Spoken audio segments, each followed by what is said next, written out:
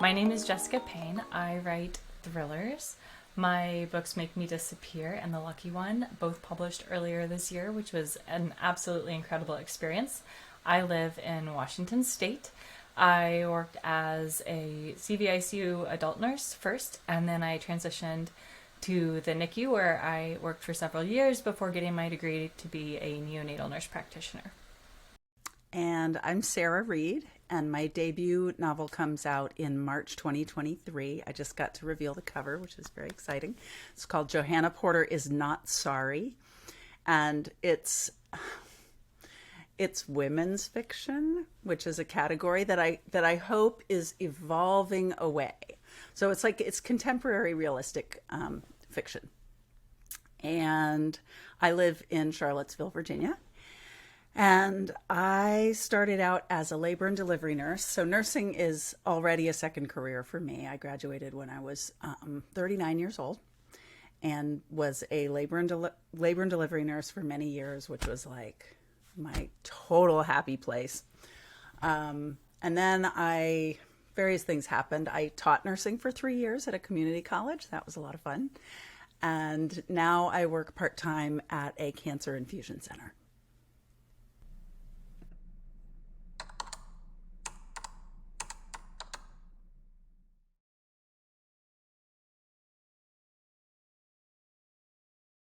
Yes, I would. Yeah, I would love to talk about that. So, I've always written. I've always had a notebook or been typing away at a computer, writing bits and pieces of characters and stories. But I had never finished a book, and nursing was kind of a second career. I went into nursing school when I was 25, so I had a previous degree and had tried a few different things that just did not really speak to me. So I did do some writing through those years and through nursing school, and off and on would write while working as a nurse. I'm also very outdoorsy, so I actually spend a lot of time focused on being outside and rock climbing and running and that kind of stuff. But working in the NICU and then having my own daughter, who had a rather tense high-risk delivery, really made me think about life and death. And that's when I realized I really needed to get going on focusing on writing if it was something I was going to do. And it had always been very important to me. I always loved books. I always loved to read. I always knew at some point I wanted to write a book, but kind of being that close to life and death is what really got me kicked off on really writing. So I was really starting to focus on writing while I was in graduate school to get my doctorate. And that was kind of a tough thing because I was like working PRN in the NICU and then doing my clinical rotations and my classroom work for my graduate degree, but then also trying to find time to write. So that was definitely a challenge early on, just balancing all of those. But I also feel like nursing can be a really good way to see people, which so much of writing is just understanding people. So that definitely helped with that. And anyway, now I'm a writer. So I wrote a lot in high school and I wrote a lot in college and for a couple years after college. And then I spent 10 years being a traditional Irish fiddle player. And then I had babies and I was like, oh my God, this is the coolest thing ever. And various other things. And I was like, I want to go to nursing school. I want to be a nurse, you know. My husband has gotten very used to career changes. And so I went back so I did not really write at all during that. Oh, shit, I didn't plug in my computer. Hang on. Sorry. All right, let's see.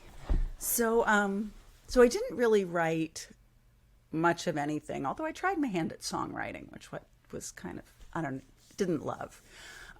During the time that I was a musician, and then the babies, then nursing school. And it wasn't until I was about 5 years into my nursing career, working night shift on labor and delivery, that I just felt like now's the time. Like, I don't know, I just felt like writing. And I started writing, and I found that I had things to write about, and I found that I actually like had things to write entire books about. I mean, I think it just took me a while to, I don't know, get to that point in my life. So that was when I was like 40, in my early 40s. And so nursing and writing kind of dovetailed because of night shift. And we'll talk about that some more as we go through your excellent questions. Because, night shift on labor and delivery can be like your hair is on fire and you can't see the end of the tunnel, or it can be like you've got your feet up and you're like contemplating your navel and, nobody's having a baby. So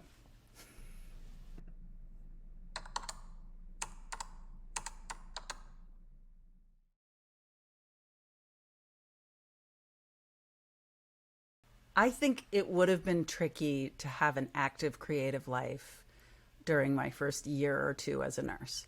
Like especially in the beginning, if you're just starting to build a creative life and a practice and a career even, like the first couple of years of doing that is kind of like the first couple of years of being a nurse. I mean, and those are a lot to put together. So I think that would have been hard, and yeah, so we were both, I guess, a little more established in our careers. My kids were a little older when I started writing. They were, like grade school age, so they weren't babies anymore. So yeah, a little more brain space. For me, yeah, being at the hospital, like, because I write on my computer, isn't really a place that I could write very easily. I don't think it was specific about the NICU. A lot of what shows up in my books are the experiences I had when I worked with adults, because I feel like they are very different places. To be completely candid, I felt like the adult ICUs I worked in very often were very sad. People were not expecting to have an MI and be in the hospital for weeks or need a giant surgery, need open heart surgery, and people died. I find the NICU to be, for the most part, a really positive and happy place. And in some ways, I feel like it was the first time I had the brain space. I also feel like other parts of my life were coming together. I met my husband, we got married. I had always been writing, but when my daughter was born and I realized I am not going to, and there are a lot of working mothers and I think that's incredible, but the amount I was going to have to work alongside having a 6-week-old infant who did not sleep, it was not going to be healthy for anyone. So taking that year off was the first time I felt like I had the brain space to focus on writing. That said, like, I then went on and finished my degree while writing and having a young child. Like, I absolutely think you can do it. But yeah, for me, a lot of my writing was separate. While they definitely impacted one another, it was separate from my life as a nurse.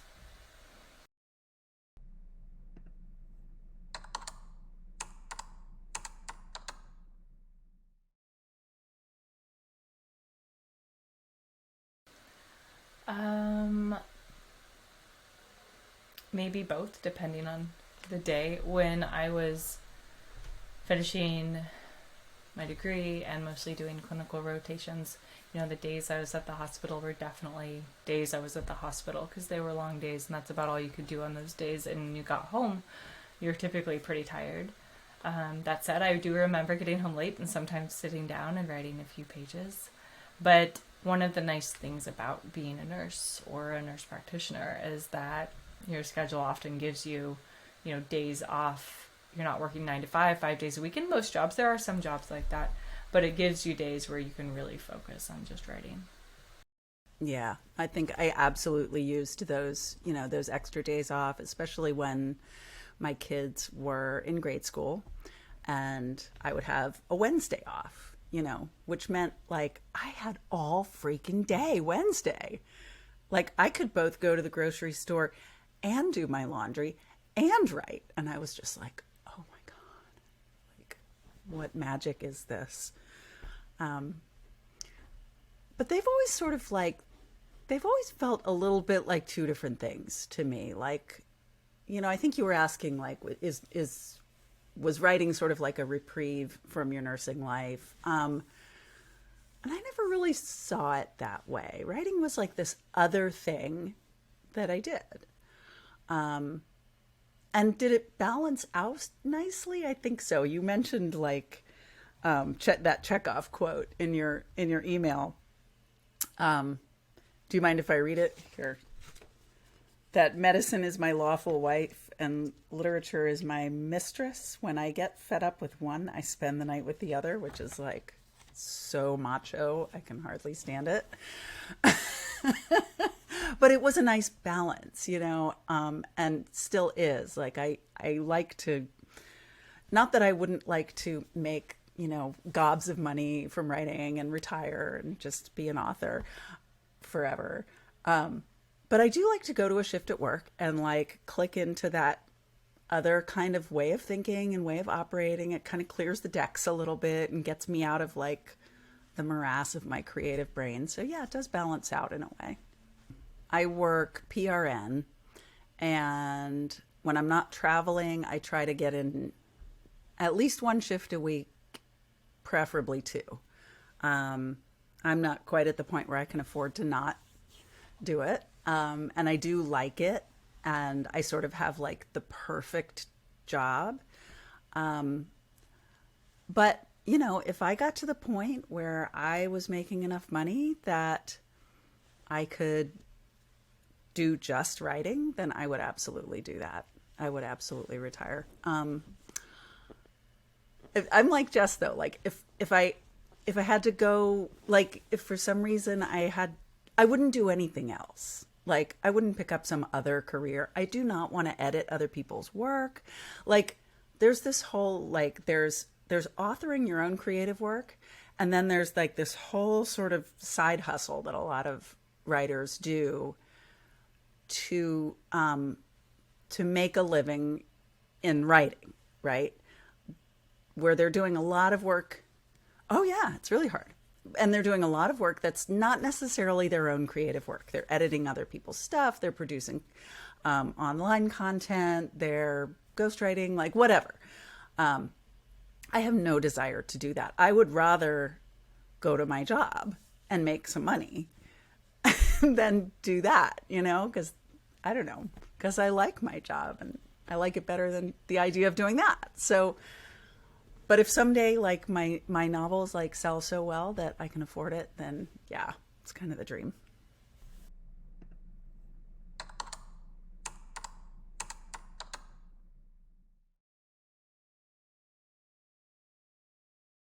Well, I write thrillers where people are doing bad things and have secrets and sometimes kill other people. So it's been really helpful. I did a TikTok video a while ago, and it's like reasons why nurses make great thriller authors. And it's like, because we know when you're lying, because we've been lied to a lot. Or we know a lot of ways that people can die, which sounds like kind of awful. And it's kind of said in fun and joking. But it's also kind of true. Like we've been exposed to a lot of death. We've seen a lot of messed up family situations. We've seen a lot of really sad things. And, I never like take anything directly that I've experienced and put it in a book. I would never do that. I would never violate patient confidentiality. But like when you are around that, you can't help but like think of how that could work into a book, or how something slightly different could work into a book. So for me, it like directly has impacted it. Like my first book, Make Me Disappear, is about a nurse who's in Seattle and she's trying to, escape her sociopathic doctor boyfriend. So there's a lot of like medical politics in it. And then the one that will be my third book that comes out next year, I don't have a title yet. It's about a medical serial killer, and that's a real thing. And I've never experienced that, or at least not that I'm aware of. But, being someone who has worked in the medical field allows me to write those scenes very realistically, like what's actually happening in an ICU versus what someone's seen on Grey's Anatomy happening in an ICU. I have sort of a whole different take on that question because I don't really write about nursing at all. My characters are not nurses. They do not take place in hospitals. I don't want to. Like, I feel like I'm too close to it and I would be sort of too technical. And it's actually kind of harder for me to be creative about that because I'm going to be like so technical about getting things right. But I do think that the same things that make me a good nurse make me a good writer, and there's a good reason I will. There's a good reason that I'm doing both things. And I think that's kind of that ability to really be present with a person and kind of not define who they are, not stereotype them, not, like meet them where they are, the way we do as nurses. You go into this room and you meet a total stranger, and all of a sudden you are like knee deep in their most personal business, and you develop this ability to relate and to see through the exterior, or I hope you do, good nurses do. And really kind of see into that person and into their dynamics and into their family dynamics and everything like that. And I don't take those things away and write books about them either, at all. But I think it's that, like, I think that the same thing I'm practicing in nursing, doing that, is what I'm practicing as an author, creating characters.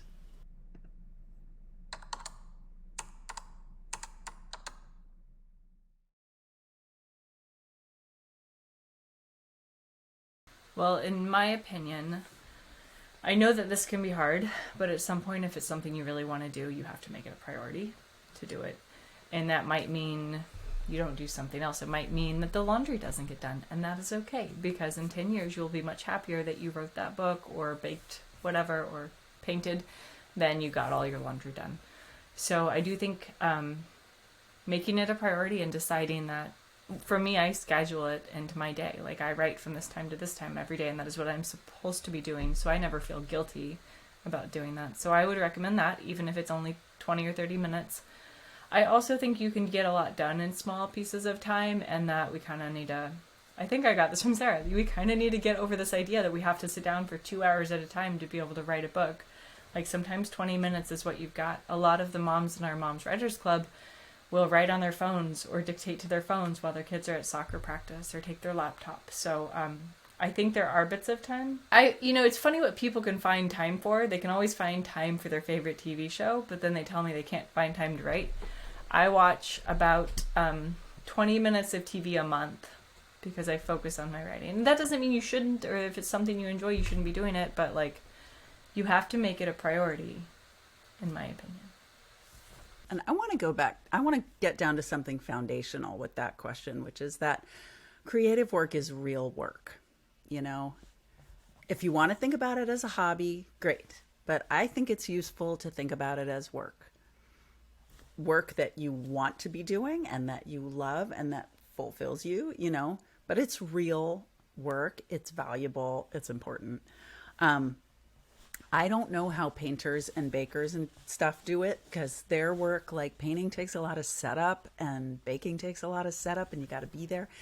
Writing is great because you can do writing in 15 minutes or you can do writing in a week. Like, whatever amount of time, you can do some bit of writing. So I brought up night shift on labor and delivery in the beginning. And when I was really just starting out, I would sit there and things would get really freaking boring at 3 a.m. on postpartum. Everybody's fine. They're all sleeping and breastfeeding. And I'm sitting there and I would pull a piece of paper out of the printer and get my pen, and I would just write some stuff. And another important thing to recognize is that, how can I put this? How you think you're doing with your writing while you're writing it has absolutely no bearing on whether it's any good.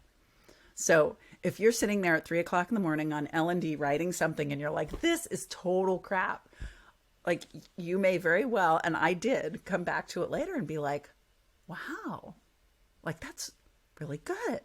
I wrote a couple of really good paragraphs, that kind of inspired this whole thing that kick off this whole scene or whatever. So yeah, use the little chunks of time.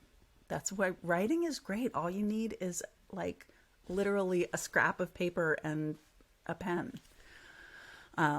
get over the idea that you need a whole setup and a candle and a cup of tea and everybody to be really quiet. I think if we can like shed all that stuff and get real, that like freaking Thoreau got that because his mother did his laundry, and that is not how we roll. So anyway, just get real. Work with the life that you have, which is like what Jess was saying.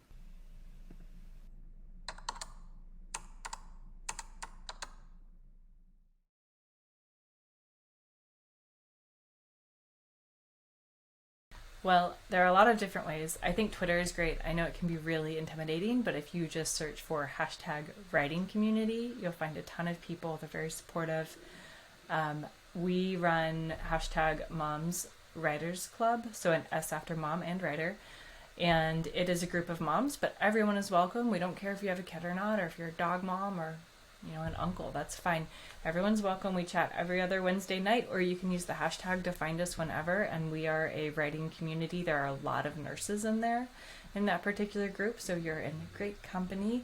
There are also a lot of fantastic Facebook groups about writing. You can just do a quick search. Instagram has a great writing community, and then look at local writing groups. What is that website called? Meetup.com often lists them. You can find some on Facebook. It's amazing how many writers are right around you and you just don't know it.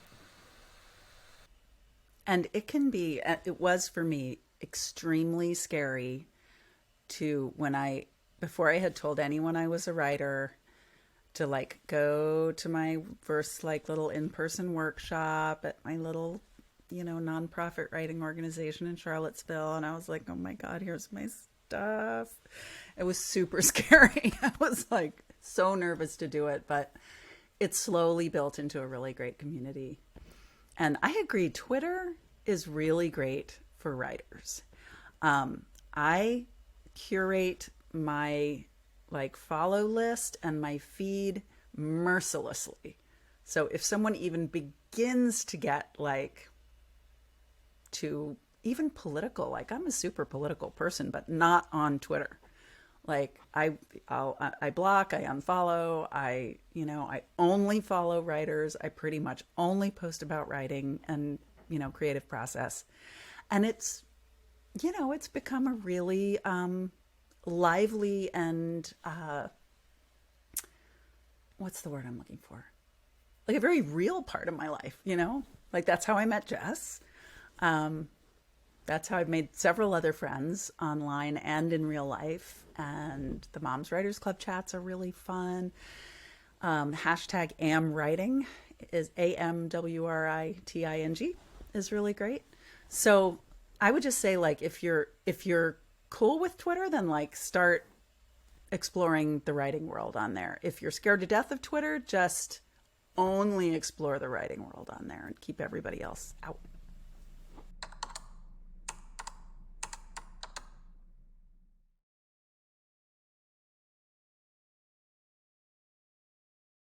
Johanna Porter is Not Sorry is my debut novel. And it's a contemporary novel about this like 40-something soccer mom, single mom, has a job, 17-year-old daughter, who steals, this soccer mom steals a very expensive, very famous portrait of herself, which was painted by this guy this very famous like Picasso figure who was her lover early in her career when she was really taking off in the art world. And in a fit of masculine pique, he sabotaged her career. So now she's like teaching art at a high school and, she like has unrealized dreams.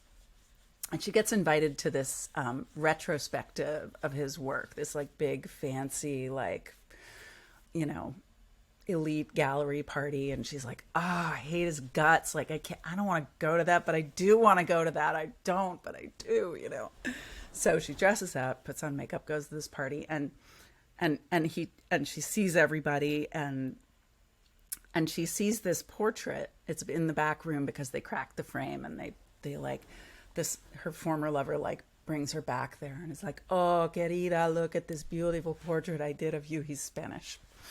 That was a terrible Spanish accent. I'm sorry.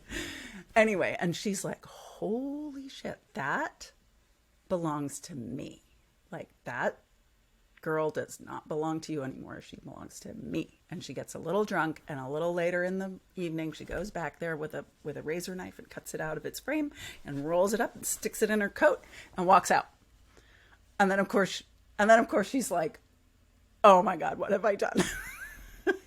And so she has to go hide out in this fishing shack on the Chesapeake Bay and stay out of jail and stay away from the investigation. And she meets this hot surgeon who lives up that street who has an inconvenient narcotic habit, and she sort of falls in love, and she teaches herself to paint again. She reclaims her power and like who she really is. Well, I will start with my most recent release, The Lucky One. It just recently came out. The Lucky One is, well, first of all, I have to say it's inspired by like a true crime story that I actually heard a podcast about, where this woman tricked her would-be serial killer into letting her go, and that's how she escaped him. So I always wondered, like, who would this person become? Because you would never be quote-unquote normal after escaping a serial killer. So in my book, she has become Nora Silverton, an expert mixed martial artist. And so Nora, when she was 18, she and her best friend were taken by a serial killer. And he did kill her friend, but she tricked him into letting her go. So it's 10 years later, and she is going to her hometown for the first time in a decade because her estranged father has passed away. And as soon as she arrives, another friend is murdered in the exact same trademark way of this serial killer, who no one has heard of since she escaped him. So anyway, basically, she quickly realizes that either this killer or a copycat is back, and soon comes to the conclusion that it might actually be someone who's close to her, and he's been watching her this whole time. So that's what The Lucky One is about. And then Make Me Disappear is a story about a nurse named Noelle, and she is in Seattle, and she is trapped in a relationship with a sociopathic, narcissistic boyfriend named Daniel. It's actually told in dual point of view, so you get her point of view, and then you also get his. But she's trapped in this relationship, and he has all kinds of stuff on her. Like, he's basically threatened to like hurt the people closest to her if she tries to leave him or get help to get out of this relationship. And she realizes that the only way she can escape while also keeping her friends and family safe is to be kidnapped. Because if she's kidnapped, he can't blame her. It's not her fault if she's taken, in a kidnapping. So she actually arranges for her own kidnapping, but nothing goes as planned, and she quickly realizes that this kidnapping has actually turned real. Anyway, you get a little bit farther into the book, and she realizes that maybe she has not actually escaped Daniel like she thought she had, and that, in fact, the only way to escape him is to turn the tables on him. So that's what the rest of the book is about, and it's a really fun, twisty, dark thriller.